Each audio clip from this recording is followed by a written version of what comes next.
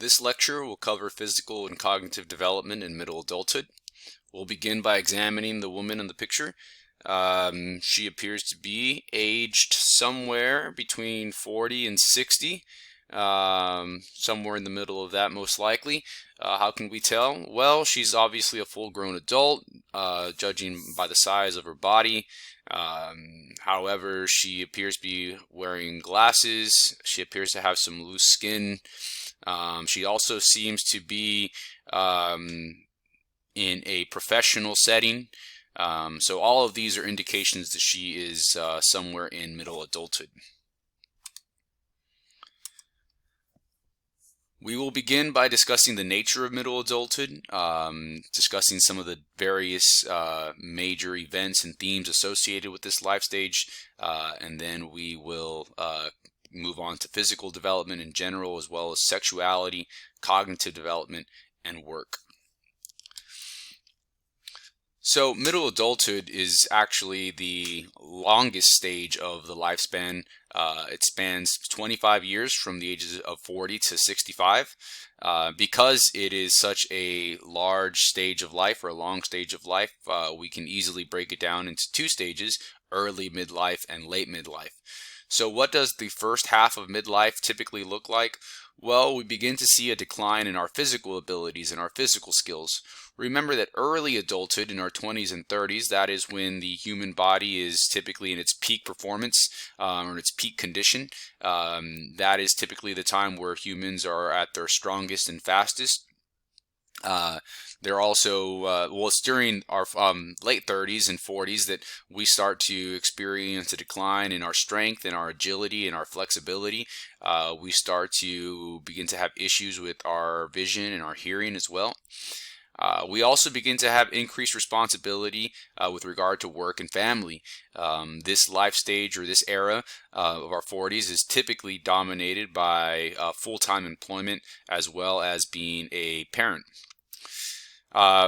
It's characterized by transmitting something meaningful to the next generation. When we discuss generativity versus stagnation in socio-emotional development, what this involves is a social need, or psychological need, for humans at the ages of 40 and 50, to provide something meaningful to their children, whether it be in the forms of lessons or wisdom. Some people can also achieve this through mentoring in the workplace, or even in the role of being a teacher, or a guide, or a supervisor. All of these are roles in which we can provide some meaningful information to transmit or teach to someone that's younger than us. Early midlife is also characterized by reaching and maintaining career satisfaction. Most people in order to reach career satisfaction, many people have to attend a type of higher education and earn a degree, maybe even go to a professional school like law school or medical school. And so that typically takes place during the 20s. And then in the 30s, oftentimes that is spent gaining work experience, so that way we can move into an administrative role or a supervisory role. But typically by the time we're at the age of 40, many of us have already reached a career or a job that we will carry with us for the rest of our working life. Late midlife, the ages of 55 to 65, this is characterized by the death of parents. So the average lifespan of humans is about 75 to 80 years. So humans that have children at the age of 20, they can expect to pass on when their children are about 55 to 60. So many people during the ages of 55 and 65 are dealing with the death of their parents. Many of them are also dealing with the last child leaving home.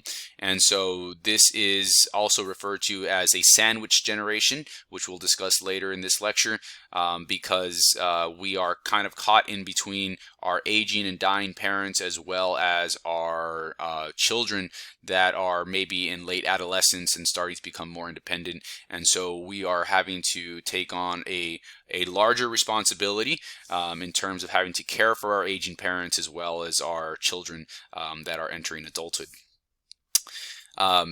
For many of us, this is also a time where we become a grandparent. And so that might also involve some increased responsibility. And of course, from a more individualistic perspective, preparation for retirement is also a major theme of these last years of middle adulthood. With regard to physical development, we see that the changes are going to be most visible in our hair, skin, teeth, and nails. We look at the individual on the bottom right. We see that he has gray hair. We see that he wears glasses. We see maybe some wrinkles around the eyes. So all of these are indications that this individual is likely somewhere between the ages of 40 and 60. Vision becomes nearsighted. High-pitched sounds are more difficult to hear. And so it's very important to understand that our eyes and our ears, we only get one set at birth, and so it's very important that we try to maintain them for as long as possible, because ultimately they will deteriorate in terms of their performance and their ability, but the idea is that we maintain them as long as possible. Cardiovascular issues also begin to increase.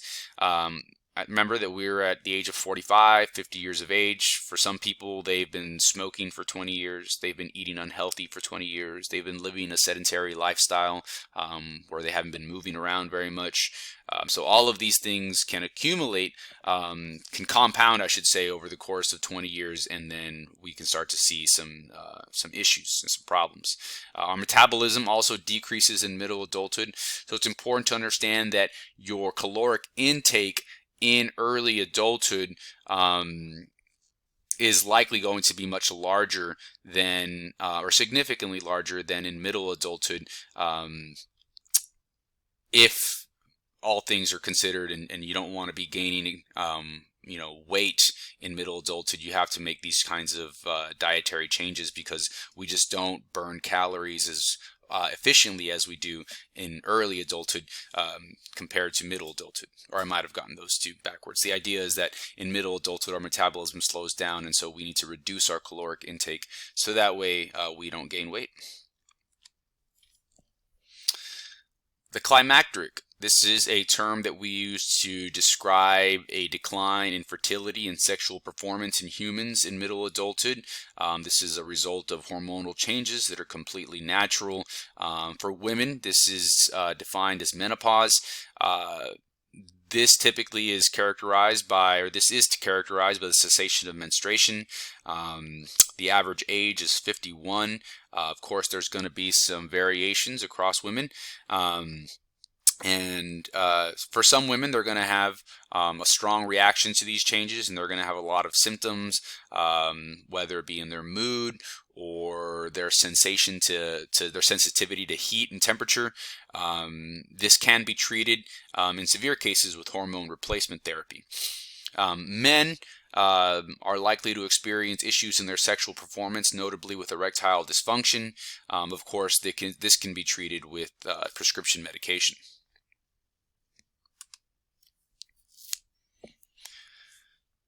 So that summarizes physical development in middle adulthood. It's a slow, steady decline in our physical abilities. We see hormonal changes. We see a decline in our vision, in our hearing. We begin to see issues in our cardiovascular health. It's all slow and steady, cumulative, but there aren't any major, significant, drastic, discontinuous changes that we are likely to experience in middle adulthood. Now, with regard to cognitive development, there are many theories that exist to explain how cognitive functioning operates and the different types of cognitive functions that we have as humans. The model that is best suited to describe cognitive development in middle adulthood is the comparison of fluid intelligence to crystallized intelligence. So fluid intelligence and crystallized intelligence make up pretty much all of our cognitive functions. There are essentially two major clusters or types of cognitive functioning.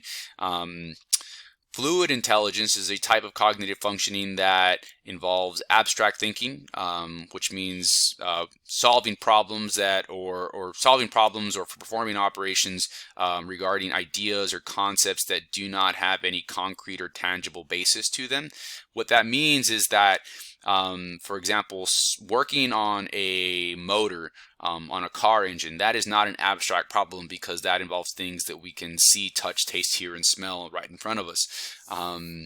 Trying to understand or explain the different stages of cognitive development as theorized by Jean Piaget, that is going to be considered abstract thinking or abstract problem solving, because ideas like sensory motor period and ideas like object permanence, those are not ideas that we can see, touch, taste, hear, and smell. They are concepts that we can only conceptualize in our mind.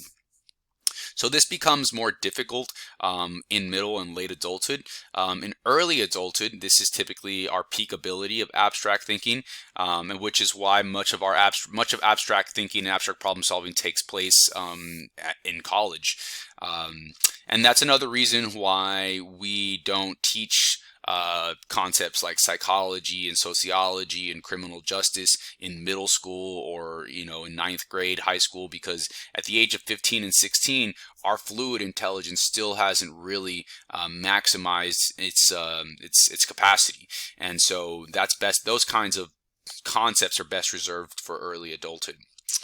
And many of us spend our entire early adulthood, our entire 20s and 30s, just considering abstract concepts in the field of psychology, sociology, criminal justice, social sciences. Even in mathematics, there's a lot of abstract concepts like imaginary numbers. And those can be very difficult to conceptualize and very difficult to understand in middle and late adulthood. Now, processing speed, how quickly we're able to solve problems, whether they be abstract or not, that's also a component of fluid intelligence. And so there are some types of problems that we will continue to be able to solve throughout our entire lifespan, except in middle adulthood and late adulthood, it just might take us a little bit longer to solve these problems. So our reaction speed, our reaction time, all of that has to do with fluid intelligence. And as you can see, it declines in middle and late adulthood. Crystallized intelligence is a group of structures, a group of cognitive functions that continue to increase throughout our lifespan, including middle adulthood and late adulthood. This involves learning factual pieces of information like names and dates, cities, just anything that you can understand, anything that is true for everyone, that is a factual piece of information, and that is easier to understand as we get older. And it continues to be something that we are able to process and understand even in middle and late adulthood. Language, learning new words, that's also a component of crystallized intelligence. We don't see any significant decline in our language abilities. Skills and experience like changing the oil in a car, typing, texting, cleaning, cooking, organizing, all of those things that we have acquired throughout the lifespan, we maintain those, and furthermore we can extend upon them, and they continue to develop as we get older in middle and late adulthood. We just might be a little slower at them, and we might struggle with learning new things, but the stuff that we've learned already will stay with us into late adulthood for the most part. Middle adulthood is also characterized by employment. About 80% of people in their 40s and 50s are employed. There are many issues associated with employment. Some of the challenges include globalization of work. We live in a society that's very closely connected with the rest of the world. And so we see jobs shifting from one country to another. We see private companies hiring individuals from other countries, and so it's a globally competitive workforce is what we see. We see individuals having to travel for trainings, having to travel for conferences, having to travel for any really task that their job wants them to travel for. Some of those things have been made easier with email communication and video conferencing. And of course, with the pandemic, we're more likely to see more of that because we're starting to see that it's possible to complete lots of tasks without having to be physically present. But that is a challenge that exists. Rapid developments in technology. So consider someone who is a healthcare professional who has been practicing medicine as a nurse, for example, and they are aged 55 or 60, and they have been practicing healthcare for 30 years. Think about all of the developments in technology that they've seen over the past 30 years. Same thing can be said for educators. Think of all the technology that's changed in the field of education over the past 30 years. Retirement and healthcare are also major issues that we need to consider with regard to employment. Obviously, as we get older in the middle adulthood, we're going to start to have more health issues, and so healthcare is going to be much more important for us. And so we might see people changing jobs or focusing in on a career that provides them with healthcare. As well as some sort of pension or retirement, so that way they can have some sort of stability and security when they choose to retire. Because much of us have already achieved career satisfaction, and we've already reached a level of employment that satisfies us. For many people, job performance is highly dependent on being self-motivated, basically doing a job well because they take pride in their work. The truth of the matter is that poor performance rarely leads to someone being terminated from their job. Usually employment termination is a result of some sort of egregious major error or decision that that costs a significant amount of money or has a strong immoral connotation to it. So being self-motivated is a big part of maintaining career satisfaction in our 40s and 50s, basically doing a job well because we take pride in doing it well. Now, there are people in their 40s and 50s who have to deal with unemployment or losing their job, and that can be a very, very serious issue that they have to deal with. We see that unemployment is associated with mental health issues, physical health issues, and for many people, their job is a major part of their identity. Someone who is 45 years old, who has had the same job for 15, 20 years, for many of them, that job has become a big part of who they are. And so losing that job can lead to a crisis with their identity. But it can also involve more serious issues like homelessness and not being able to pay off debt. It leads to an increase in divorce, homelessness. So all of these are consequences of losing one's job. And I think it's just very important to understand that losing your job at the age of 45 is much more difficult, is likely to be much more difficult than losing a job or having to deal with a job loss at the age of 25. As we discussed earlier, we're going to have more responsibilities at the age of 45. And what might happen is that if we lose our job at 45, we may not have the motivation to acquire a new skill set. And so it's also possible that someone, for example, might have invested a lot of time in education, money and time in education for a particular job in an industry that might be non-existent 20 years later. You look at taxi drivers, for example. No one could have predicted the rise of transportation apps like Uber and Lyft and how that would significantly impair the careers of taxi drivers, because for many of them it was a career, and still is a career that they've invested a lot of time and money into, and so it's very difficult for them to have to make that transition at the age of 45 and 50. So I encourage you to watch the video that's attached to this this bullet here that says consequence of losing one's job, because it gives great insight into the challenges that arise from being unemployed. That concludes physical and cognitive development in middle adulthood. We'll move right into socio-emotional development in middle adulthood. As discussed earlier, middle adulthood is characterized by an increase in responsibility, specifically with children or grandchildren. We look at these adults here and try to assume what age they are. They're in middle adulthood most likely, probably more on the earlier end of that, in their 40s.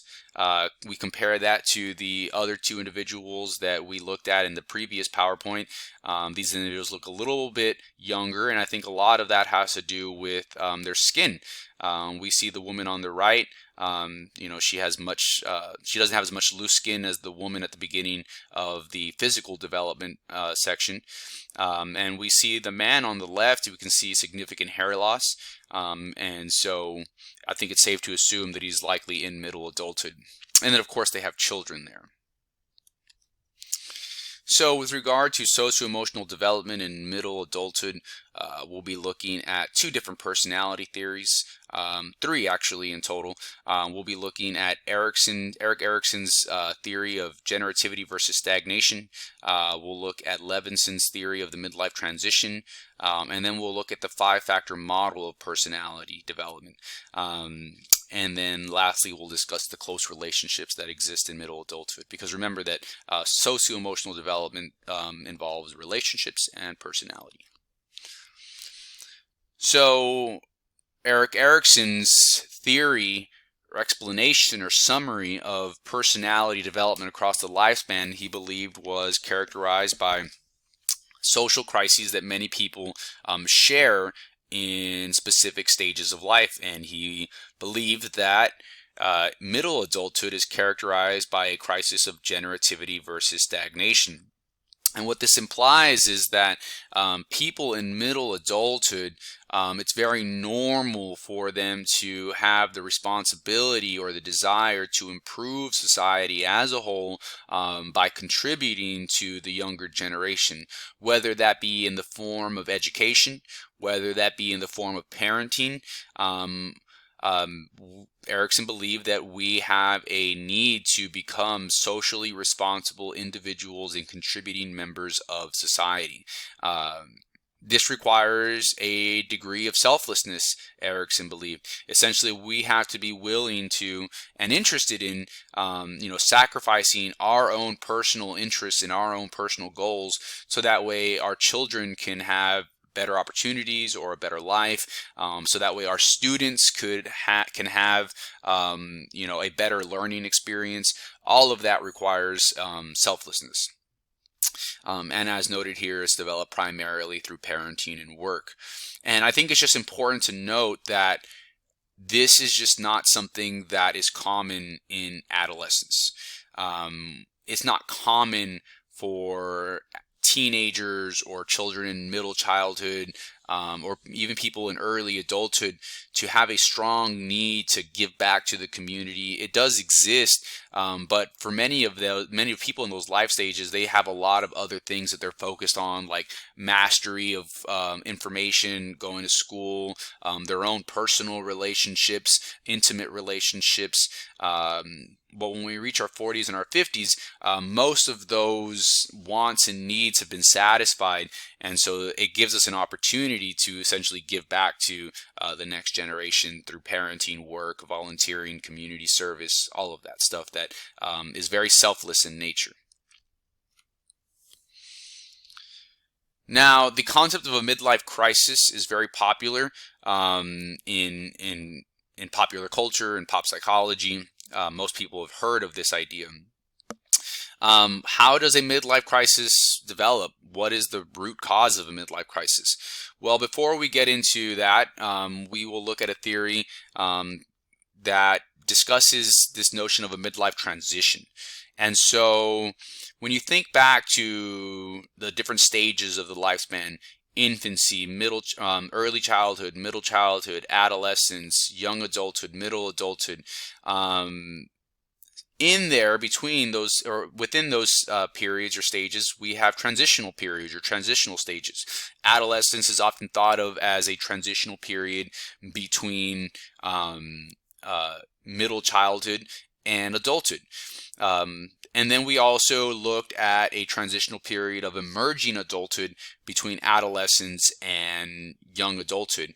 So remember that although we have these, very strictly defined life stages, midlife is 40 to 65 and young adulthood is 20 to 40. I think it's safe to assume that there's a lot of gray area there, and it's not like we turn 18 and on our 18th birthday we are, responsible adults who have everything figured out. That's just not the way that it is. And so this same concept applies to becoming middle-aged. And so it's a transitional period that we experience around our 40s or in our 40s that involves a lot of different issues of division. And so, I think that age, whether someone is perceived as young or old, a lot of that is contextual, basically depending on who you're associating with and who you're hanging out with. And I think it'd be very normal. Let me rephrase that. I think it'd be very abnormal for a 22-year-old individual to be hanging out with people in their mid-40s. I think that'd be very just abnormal. We don't see a lot of that. But for example, at the age of 32 or 35, this part of early adulthood that I'm in, it's quite normal for me to be associating with people who are 45, 55, or even 60 years of age because I work with them, and we're both adults. And so, anyways, obviously, in relation to them, I'm still quite young. If I'm associated with a bunch of people who are 55 and 60 years of age and I'm 35, well, I'm going to appear quite young, aren't I? On the other hand, if I'm 35 years old and I'm in a classroom with a bunch of students who are 20 and 22, I might feel quite old. And so midlife is a point where we feel a little bit divided and, confused, one might say, as to whether or not we are young or are we old. And so this might lead to some anxiety. And so what we might see is some people engaging in extremely youthful behavior at the ages of 35 and 38 and 40 and 45, maybe acting in a way that is more in line with a 22-year-old or a 25-year-old. And what does that look like? Drug use, drug abuse, high-risk behavior, speeding, maybe dressing provocatively. All of those are behaviors that we typically associate with, our early 20s. And so when we see someone in their mid-40s engaging in those kinds of behaviors, well, one might see that as basically an attempt to feel young, because, of course, it does not feel good to feel old. Being old obviously is associated with death, and so there can be some, some division there, some frustration and some anxiety associated with being younger versus being old. Being destructive versus being constructive. I think that this is pretty synonymous with generativity versus stagnation. Obviously, teaching, parenting, volunteering, all of that is constructive behavior. It's positive behavior. Unfortunately, we do see a lot of people in their mid-40s and their early 50s who are engaging in destructive behavior, like quitting their job or getting divorced, or maybe engaging in substance abuse, or just having tumultuous relationships, getting into conflict with coworkers or arguing with people on the internet. All of that is really just destructive behavior. There's nothing really that's going to be positive that's going to come out of that. And so I think I think that's a big difference in essentially kind of maturity. What do we consider to be mature behavior for someone who's 40 and 45? Is it arguing on the internet? Is it getting intoxicated and getting arrested for DWI? Or is it being a good parent, being a responsible parent, volunteering, community service, giving back to the community, all of that kind of stuff. Being masculine versus being feminine. And so gender is something that is, we've talked about a little bit in middle childhood. And what we start to see is that in early and middle childhood, we adopt gender roles. We develop this understanding of what constitutes masculine behavior versus feminine behavior, boys versus girls, and then we kind of stick with those gender roles for several years, and then what we see is that in middle adulthood, we start to see a little bit of a reversal of gender roles. And so we might see women in their 40s start to engage in masculine type behaviors, things like bodybuilding.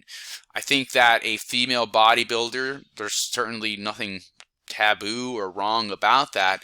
It's just not something that you see a lot of in females in their early 20s as opposed to a woman in their early 40s. It's still extremely rare in their early 40s, but obviously bodybuilding is a masculine behavior. When we think of the archetypical, the archetypal body type of a man, of a masculine man, I mean, obviously it's typically characterized by muscles. And so, being a bodybuilder at the age of 45 as a woman, I think we can all agree is a type of masculine behavior. With regard to femininity in men, we start to see men in their mid 40s and 50s typically becoming a little bit more emotional and caring, specifically with regard to grandchildren. But getting a tattoo, that can be construed as a masculine behavior. It might also be construed as a youthful behavior. Going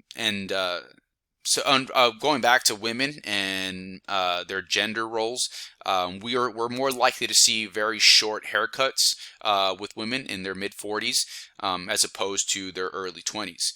When you look at, if you get 100 women in their early 20s and 100 women in their mid 40s, which group of these women is more likely to have, a short haircut? And it might not be a big deal. I'm not saying that it is a big deal at all. I think it's just safe to assume that, or safe to say that a short haircut is more common with the male gender role. We see long hair much more commonly with females than males, but when women get into their mid 40s, they're more likely to adopt a short hairstyle. They're more likely to dress, for example, in a pantsuit, wearing a jacket and pants as opposed to wearing a dress when they take on a more supervisory, administrative, professional role. And I think that's another thing that we see with women as they get older, is that as women move up in the professional workplace, they might attain more supervisory administrative roles, and that might influence the way that they dress, might influence the way that they cut their hair, all of those things. Much of life is also defined by our attachments to people, whether it be our friends, our children. And so what we start to see is that in midlife, we start being conflicted about the attachments that we have. For many people in midlife, their children are getting older and they're moving out. And so they're kind of losing that attachment with their children. They're also gaining attachments through becoming a grandparent. They might be losing an attachment by losing their job or retiring. And so all of these things, dealing with age, dealing with how productive we are, dealing with our gender, dealing with our attachments, all of those are issues that we have to deal with in midlife. And when we have an extreme difficulty with them, I think that is when a midlife crisis can arise. And what is a midlife crisis? I think a midlife crisis is probably defined as having significant issues with our job or our relationships, our overall happiness, having intense feelings of anxiety and despair, or loneliness, guilt, any of these emotions that can be debilitating and just cause issues with our happiness. One more comment I want to make regarding masculinity and femininity. I just recently read an essay from a student, and she was saying that the only time she ever saw her father cry was at her graduation from basic training. And so I think we can all agree that, public displays of emotion like crying, that's probably going to be more common with females than males. But what we do see is that males in general are more likely to engage in that kind of behavior and be comfortable with it when they reach middle adulthood. Now, modern personality theory, much of it is focused on the five-factor model, which is outlined here. And so a modern personality test is likely to ask an individual several statements, or present an individual with several statements. When I say several, I mean several hundred. And these statements can be anywhere from "I'm always on time" to "I like to try new restaurants." All of that has to do, and people will agree or disagree with these statements, and how they respond to these statements will typically indicate on where they fall on these five different dimensions of development, whether or not they are on the high end of a particular dimension or on the low end of a particular dimension. Many people are also just in the middle of a dimension, and so the more variability that they have, then the more likely they are to be in the middle. But if an individual is is very closed-minded, and they're very practical and conforming, and they like to do things a certain way, and they don't like to try new things, and they are very traditional and conservative with regard to all topics, then they're probably going to score on the low end of openness. On the other hand, someone who likes to travel to new places and try new foods and get exposed to new culture and visit art museums, these people are typically going to score on the higher end of openness or open-mindedness. And if you feel like you might, lean towards both of these depending on the topic or the issue, then you just might be somewhere in the middle, and that's probably more common actually than someone being on the high end or on the low end of this dimension, or any dimension really. Now, the next dimension is known as conscientiousness. Conscientiousness is characterized by being organized, dependable, careful, disciplined. So, for example, someone who responds to the statement, "I am always on time," and they agree with that, and then 100 statements later, they'll be presented with another statement that says, "I am rarely tardy," and they also agree with that. Then that's basically showing that they are disciplined, they're dependable, they're reliable, they show up when they say they're going to show up. And so someone who's very conscientious, they're likely to be very organized, very disciplined, have a very highly structured environment. They like to have things clean. On the other hand, someone who is constantly late to things, someone who is constantly forgetting things, someone who is constantly misplacing or losing things, they're going to score on the low end of conscientiousness. My wife is a very organized person. Her calendar is very detailed and organized. She has constant reminders that are set, and so she very rarely forgets to engage in a task. She was valedictorian of her class, which obviously involves a lot of discipline. She wakes up and exercises every morning, and so she's a very, very conscientious person. She likes everything to be very detailed and organized and highly structured. She likes to have her whole day planned. Some people, they go on vacation and they don't like to have anything planned. There's nothing wrong with that. I think it's important to understand that there's nothing wrong with being on the high end or the low end of these personality traits necessarily. It's just differences in people. Now, obviously, if we're on the high end of conscientiousness, we're probably not going to get along with someone who's on the low end of conscientiousness, but that doesn't necessarily make them a bad person. They just might, just be not very reliable or not very organized. Now, extroverts, these are people who are very sociable, very talkative. They like to meet new people. They like to engage in conversation. Whereas people who score on the low end of introversion, we refer to them as introverts, they're a lot more quiet. They're a lot less interested in social interaction. They don't share as much about their personal life. And again, there's nothing wrong about that. They're just not as sociable and talkative. Now, agreeableness has to do with niceties. And so hopefully we all know people that are extremely generous, extremely sympathetic, very soft-hearted, very polite, very trusting, very kind, just good souls. And then we also know people that are very mean-spirited, very bitter, ruthless, blunt. They don't really care a lot about how other people feel. And so that's going to be on the low end of agreeableness. So, it makes me think about politics a little bit because, and again, I'm not saying there's anything wrong about, being a conservative or being liberal. It's not my place to be saying that there's a right ideology or a correct ideology. But I think that you can be conservative and you can be practical and traditional and score on the low end of openness. But you can also be nice. You can also be soft-hearted. You can also be generous. You don't have to be blunt and ruthless and rude.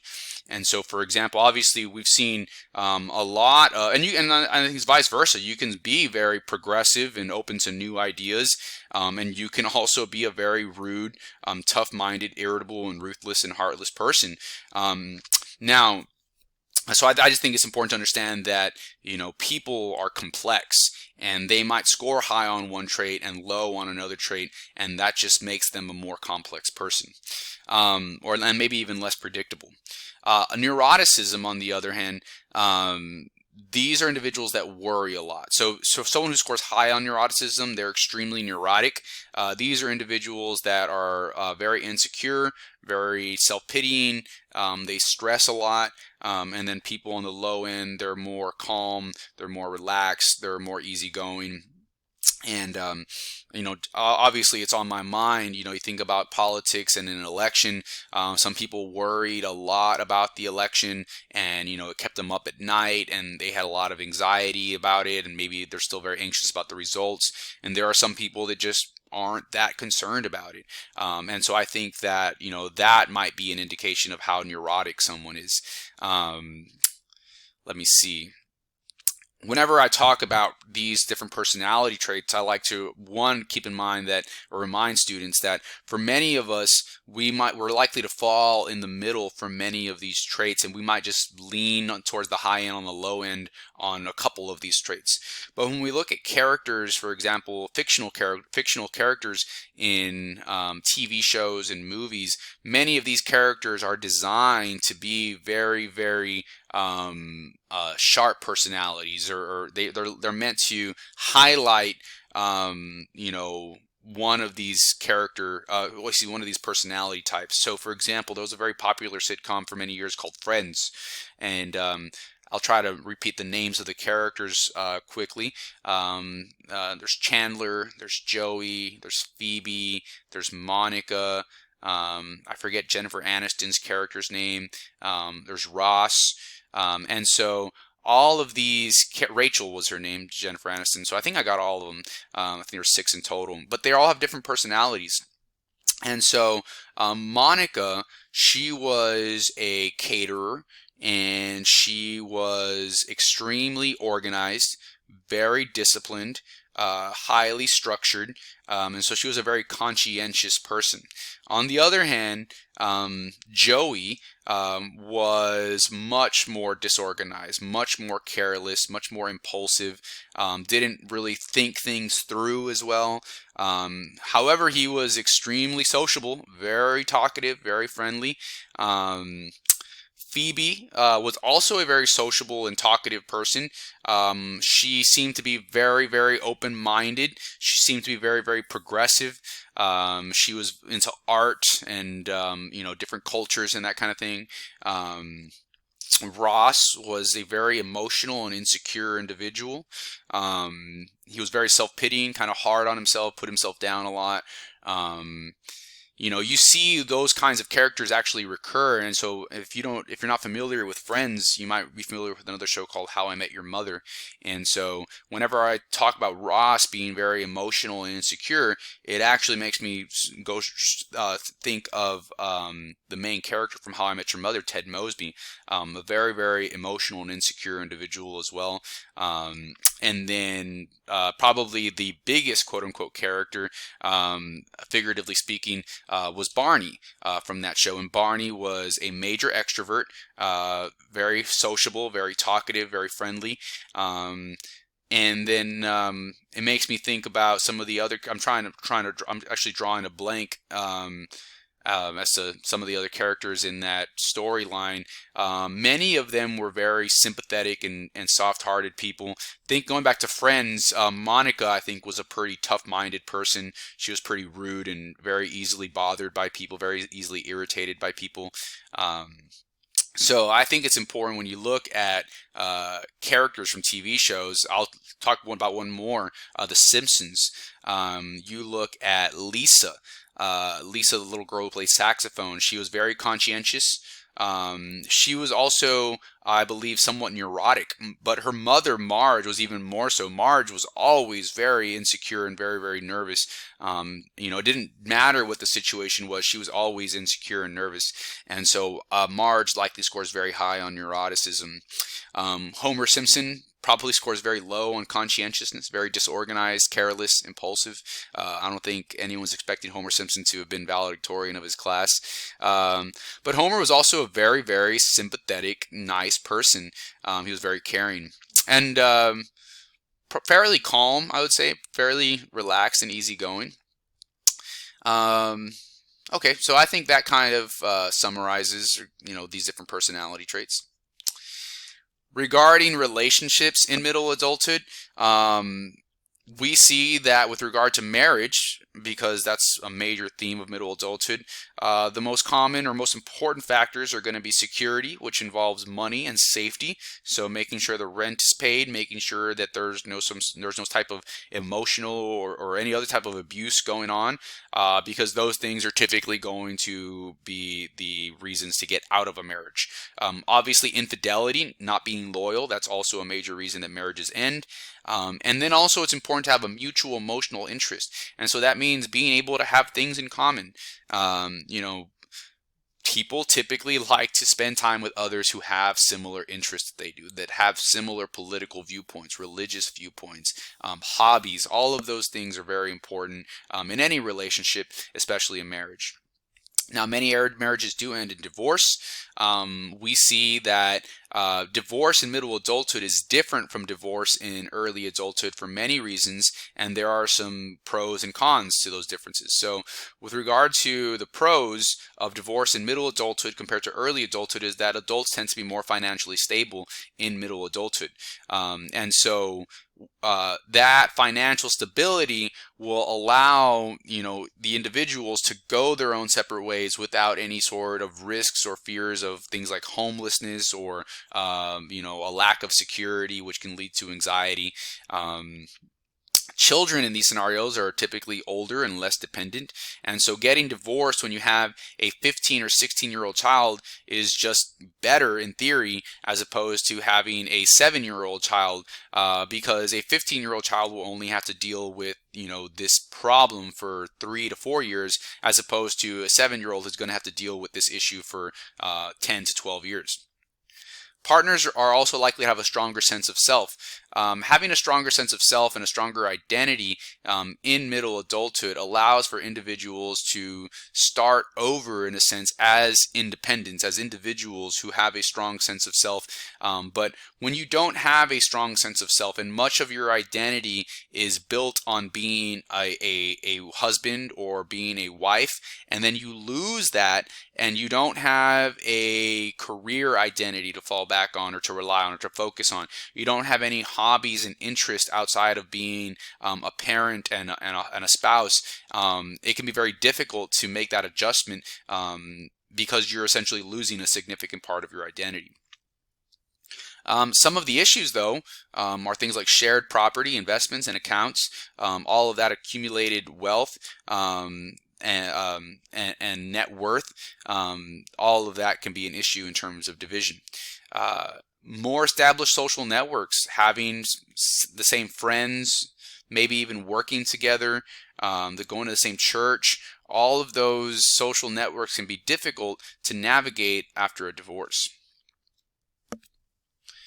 When individuals get divorced, individuals in middle adulthood also have to deal with the empty nest syndrome. Some of them develop this empty nest syndrome. It's basically a decrease in marital satisfaction and maybe even a loss of identity after the child leaves, after all the children leave the home.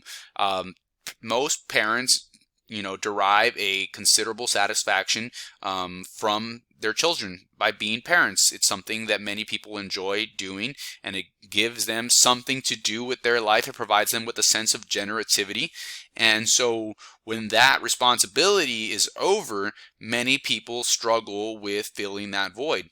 And so one of the ways that they can do that is refill the household, whether it be by having another person like an older sibling who's an adult move in, or having an older parent move in to take care of. All of those are ways that we can refill the home.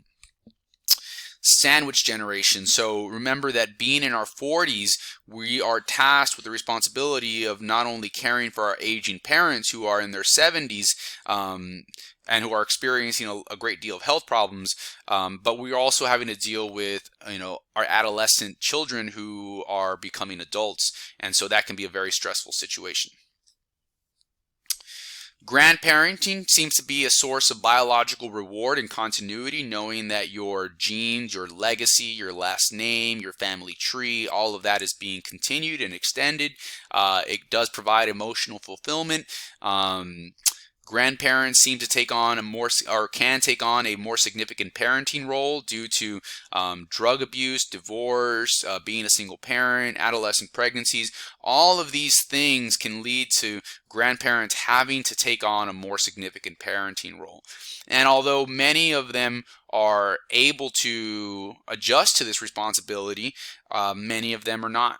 Many grandparents who take on a full-time parenting role in their 40s and 50s, having to care for a child who's 5, 6, or 7, that requires a great deal of strength. And so being 55 years of age and having to deal with employment of your own, having to deal with retirement and planning for retirement, but also having to deal with raising a child and taking on a major responsibility in that has been linked to health problems, depression, and stress. And so being a grandparent seems to be a very, very positive thing if it's done on a part-time basis, if for lack of a better term, or another way of saying it, being a full-time parent as a grandparent can be a very stressful thing, the research shows. That concludes our lecture on physical, cognitive, and socio-emotional development in middle adulthood.